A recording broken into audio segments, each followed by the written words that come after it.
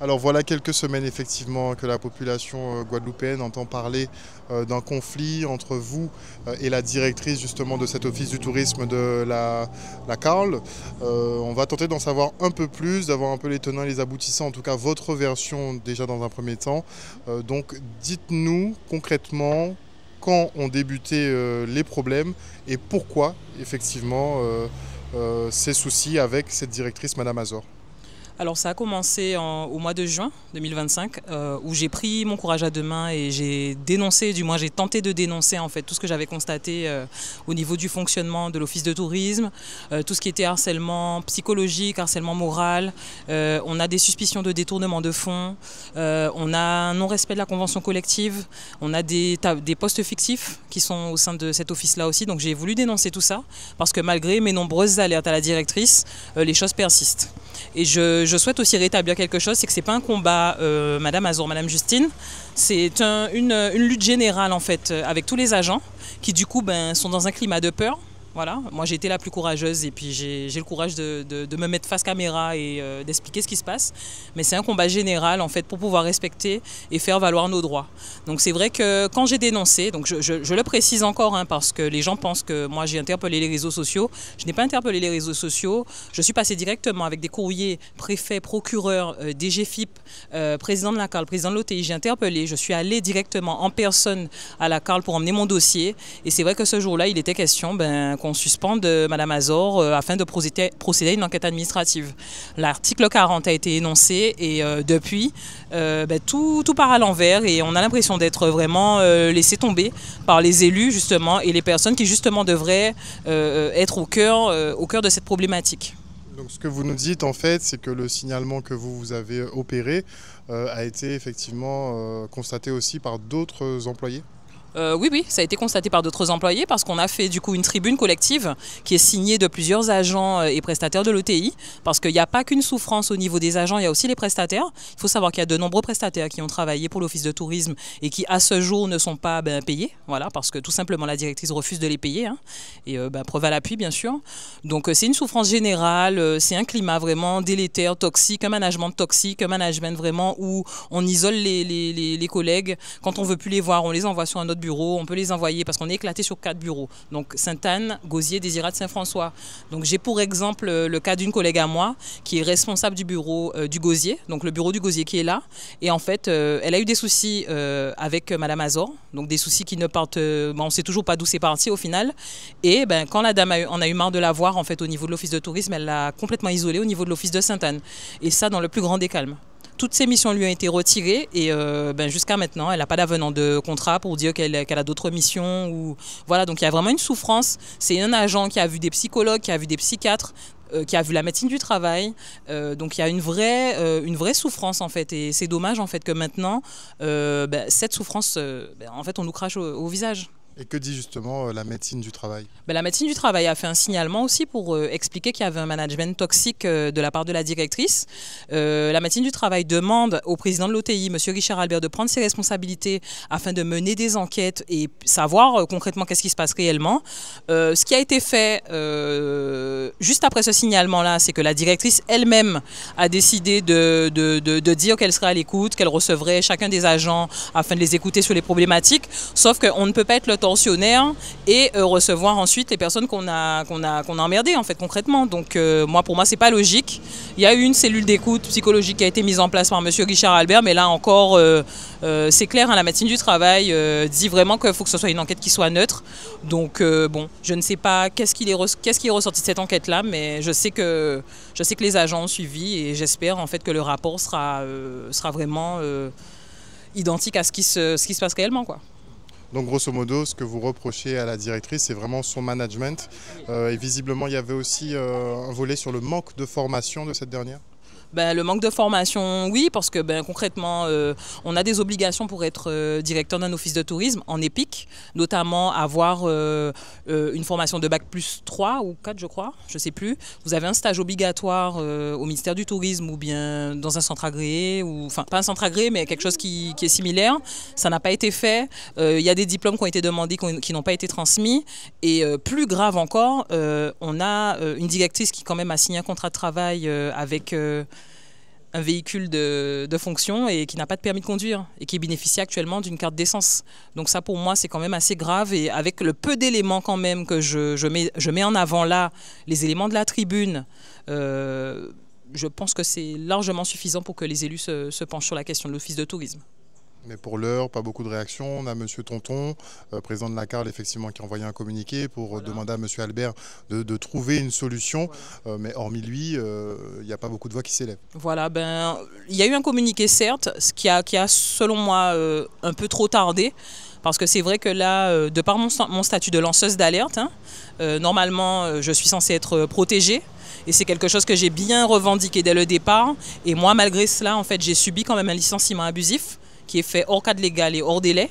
Donc là, actuellement, ma directrice, Patricia Azor, m'a notifié mon licenciement, qui est complètement illégal. Donc là-dessus aussi, on aimerait bien avoir des réponses concrètes, que les gens se penchent sur le dossier, parce que tout ça, ce sont des éléments que j'ai fait remonter au fur et à mesure, aux élus, au président. Moi, j'ai fait des mails, j'ai des mails, mais vraiment, j'ai un dossier de mails à ne plus savoir quoi en faire. Donc c'est pas normal. Donc vous avez des preuves de tout ce que vous avancez dans tous les cas. Exactement. Exactement. Voilà. Et là, on est actuellement devant l'office de tourisme au Gosier. On constate que la porte est fracturée. Et jusqu'à maintenant, écoutez, vous voyez, il n'y a personne. Il n'y a personne. Personne ne s'est présenté. C'est un bâtiment qui appartient à la mairie, quand même, il faut le notifier. Et moi, j'ai vu, depuis ce matin que je suis là, j'ai déjà vu plusieurs voitures de la mairie passer. Et pourtant, il n'y a personne qui s'est penché sur le cas de la porte fracturée. Peut-être qu'il ne se présente pas parce que le bâtiment est plus ou moins occupé. Je ne sais pas. En tout cas, nous, on est devant le bâtiment. Voilà, on n'est pas dans une violence ni dans une dégradation de quoi que ce soit. On est juste là pour faire valoir nos droits, d'accord? Donc là, si le bâtiment est occupé, justement, c'est à la mairie, à la police, je ne sais pas, de venir faire leur travail. Puisqu'effectivement, on vous a accusé un peu d'avoir relayé cette histoire sur les réseaux sociaux et d'avoir fait aussi un peu appel au collectif de défense mobile. D'ailleurs, on a M. Kaba qui est avec nous. Bonjour M. Kaba. Bonjour Harold, bonjour tout le monde qui est sensible à ce qui a passé en Guadeloupe. Alors dites-nous effectivement, pourquoi avoir pris ce dossier à bras-le-corps? On n'est pas sur du foncier aujourd'hui, pourquoi ce dossier? Parce que c'est la Guadeloupe qui souffre, c'est la jeunesse qui a crié au secours. Aujourd'hui, nous sommes étonnés de savoir que les élus de la CARL, donc ni élus pas simplement de Gosier, mais ni élus Sainte-Anne, ni élus Saint-François, ni élus Désirade, Pont-Yon pas venir pencher à ce qui a passé. Jodla, nous avons dit comme ça que c'est en petite échelle à ça qui a passé totalement en Guadeloupe dans les collectivités. Mais Jodla, nous avons rendu compte qu'ils ont embauché une madame, c'est la politique du copain-coquin qui a primé, qui normalement c'est un emploi de droit public. Par conséquent, il doit être passé au contrôle de légalité, il doit être mis en certaines obligations. Premier bitin, c'est que pour être embauché, nous ni appel à candidature là, il faut un bac plus 3 ou un bac plus 5, en fait, compte bac plus 3 minimum. Je là, nous avons constaté qu'il y a embauché une madame qui a dit qu'on a une maîtrise. Mais là, nous avons regardé bien, nous avons fait des recherches au niveau LCDM, nous avons constaté que madame n'a pas ni pour un diplôme. Deuxième bitin, c'est que madame là, ça a dit qu'on a travaille 3 ans à l'office de tout, au CTIG, au Canada, en tout cas fait Mounvin en Guadeloupe. Nous avons regardé, madame là, ça effectivement, il y a un bab vers le CTIG parce qu'elle a menti. Et jamais elle n'a été embauchée au Canada, effectivement, sous coupelle du CTIG. Alors, madame là, ça sont sortes de faussaires. Et là, nous ne pouvons pas comprendre ce que ça a fait. Mais comme nous, dans l'ère du verso, l'ère de vérité, donc nous avons l'impression que tout le monde est dépassé. Mais ça qui est plus grave, la rôle, c'est que madame là, effectivement, qui a conduit, voile ouvert au Gosier, madame là n'a pas ni permis. Et qui a touché, effectivement, l'agent essence. Alors, comment les élus, pour dire rien, comment M. Richard Albert, Jodla, il a cautionné encore tout ça, et que Jodla, nous rendons nous compte que c'est la jeunesse qui a souffert. En cas de Dion Bitin Jodla, c'est qu'au-delà, effectivement, c'est pas une affaire à Justine et directrice là, son affaire à tous ces gens-là qui là. Jodla, en cas dit, et en tenue hier soir, on jeune qui travaille là, qui dit moi comme ça que bon ben qui a souhaité garder anonymat, il pas souhaité parler de ça parce qu'il veut pas montrer faiblesse, mais il tentait de se suicider. Il tentait de se suicider par rapport à ce qu'il a vivre là. Mais c'est pas un seul. C'est pas un seul, il y a une madame qui a vu travail là, et qui travaille toujours là, il pouvait couper toute chiveille parce qu'il y a donc situation effectivement, de burn-out, qu'il peut pas, il peut même pas parler de mariage. Jodla, nous ne pouvons pas comprendre que des élus qu'à laisser sa fête sans dire rien. Aujourd'hui, nous avons encore à Walt, c'est que nous avons une grande presse en Guadeloupe, qui vient faire 99 000 euros de prestations. Normalement, à partir de 40 000 euros, il faut passer par, on appelle, en marché public. Aujourd'hui, il baille, il baille 20 000, il baille 30 000, il baille 4 000, il baille 8 000, sans appel à candidature. Il y a créé ça du saucissonnage financier. Ça répréhensif et ça réprimandé et ça condamné par le code pénal. Et aujourd'hui, nous disons, madame Lassa, que pour le monde ne peut pas dire rien. Alors, aujourd'hui, fort de tout ça, nous décidons véritablement d'être à côté de ces jeunes-là et de ne pas parler certes de foncier, mais de parler de la Guadeloupe parce que nous disons que si nous parlons de foncier en Guadeloupe, c'est parce que nous aimons les Guadeloupéens, nous aimons les gens qui habitent. Et bien, par conséquent, aujourd'hui, les jeunes sont aussi des Guadeloupéens que nous espérons restent en Guadeloupe. Eh bien, il n'est pas normal de rester effectivement silencieux à travers la souffrance que vivent ces jeunes-là. Et aujourd'hui, nous sommes allés aux côtés. Et tant que, et nous le disons, tant que les gens ne prennent pas de responsabilité, nous avons un médecin qui a alerté et qui a dit que je tire la sonnette d'alarme parce qu'il y a des choses incroyables qui se passent à l'OTI. Pour ne pas dire rien. Il y a le préfet de la région Guadeloupe qui, voyant courrier, qui a dit comme ça, attention, il y a eu une lanceuse d'alerte, quelqu'un qui a osé dire il faut que cette personne-là soit protégée de manière à ne pas avoir effectivement le contre-coup de ce qu'elle a dit.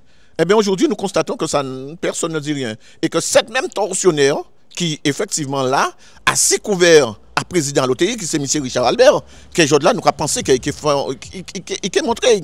Parce qu'il n'est pas normal que ces gens-là touchent des prestations publiques, et que, des indemnités, pardon, publiques, et qu'aujourd'hui, ils n'ont pas fait rien. Donc, aujourd'hui, nous avons interpeller M. Richard Albert et nous avons dit que nous allons chercher. Mais nous allons chercher à Paris tout seul, nous allons chercher M. Saint-Anne aussi. Parce que M. Saint-Anne, c'est premier vice-président à l'OTI. C'est premier vice-président à la CARL. Alors nous voyons que M. le président de la CARL, qui effectivement a essayé de bouger, aller, mais nous avons dit qu'il y a un pétard. Parce qu'aujourd'hui, il a montré nous qu'il n'est pas ni pour force. Il a envoyé 3 courriers. Le 11 juillet, il voyait le 5 septembre, il voyait le 2 septembre pour M. Albert. Il n'y a pas lui qui est président à l'OTI. Il n'est pas président à l'OTI, certes. Mais l'OTI sont satellites à la CARL. Il faut dire que conformément à chapitre 2, à effectivement un statut à l'OTI, eh bien, chapitre 2, oui, tout à fait, eh bien, M. Albert, c'est qui décidait véritablement, pas M. Albert, M. Tonton, c'est qui décidait avec le conseil communautaire là, de mettre en président à l'OTI. Et dans l'article 19, à ce statut-là, il a dit comme ça que la CARL n'a obligation de contrôle, obligation d'être fait, et de signaler tout ça qui a passé sans que pas de monde paye empêcher. C'est ça que l'article 19 a dit. Donc, par conséquent, là, monsieur Tonton, il nie toute force, il nie toute l'attitude pour qu'il puisse régler le problème là ça et pas te laisser le problème là ça arriver là. Donc, là, nous avons senti qu'il est dépassé. Mais s'il est dépassé, c'est parce qu'il est laissé maintenant aller trop. Donc, là, nous avons trouvé nous avec des gens qui ont fonctionné dans l'illégalité depuis totale, qui ont harcelé, qui ont effectivement méprisé. Et qui a, M. Albert a dit, mais non, on est une bonne directrice, qui n'a pas ni permis, qui a touché bita essence, qui effectivement pas ni diplôme, et qui n'est pas légitime. Parce que nous avons un courrier que le préfet a dit, tant qu'elles n'ont pas le diplôme à directrice là, eh bien, nous avons considéré qu'il faut en poste. Et je la une réalité là. Donc, je là, nous effectivement mobilisés, je dis, nous avons trouvé nous lundi, mais il n'est pas question que nous laissions ça passer. Lundi 8, nous laissons ça passer. Ni des gens qui ont dit justement que peut-être s'il y a un règlement de compte dans ça, ni élection qui a venu, peut-être que son opération qui est commanditée contre Mazor, qu'on a dit. Mazor pas élu.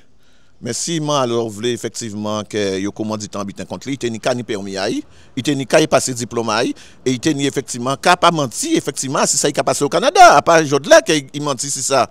Jodla nous a demandé n'importe qui journaliste qui importe qui voulait savoir à interroger le CTIG. Pour demander qui est Mazor et que on charge dossier, document, pour montrer et pour prouver que Mazor, ils sont en ville sans usurpatrice. Et deuxième but, c'est qu'au-delà effectivement de ça, nous contactons aussi des gens au Canada. Et bien Mazor laissé, on a le droit, c'est pas possible. Mazor empêché les Canadiens de venir en Guadeloupe. Et que Jodla nous peut confirmer, nous peut démontrer ça il dit. Donc par conséquent, Jodla, après une question politique, on ne pas penser que moi, Justine pas fait politique. Au contraire, nous allons essayer d'intéresser la jeunesse. Mazor, on pas même est-ce qu'ils savent que ça y est sa politique. Parce que s'ils savent ça, ils te respectent mon, ils te respectent M. Albert. Et nous disons effectivement, M. Pancrel, qui était en politique. Mais pour même bien là, ça est tombé. Et même bien là, ça y pas là. Alors, quand il partait là, il faut mon copain, Richard Albert, et que Jod là, il va continuer, parce que c'est des gens Saint-François, il va continuer à faire ça, il a commencé à faire.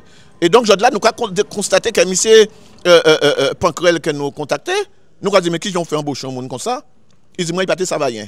Il partait ça va rien. Alors que nous avons des témoignages à des gens, et notamment CTG, qui dit, monsieur Pancrel, attention, attention, pas embaucher madame là ça. Parce qu'il a fait mon mal en Guadeloupe. Mais voilà, comme c'est la politique du copain qui a primé, comme les gens qui parlent, les gens pas attendre, et que nous avons dit qu'on s'est pris plus sous que c'est là qui ne veut pas entendre là, et bien, monsieur Pancrel, pas te attendre. Et nous savons pourquoi il ne pas attendre.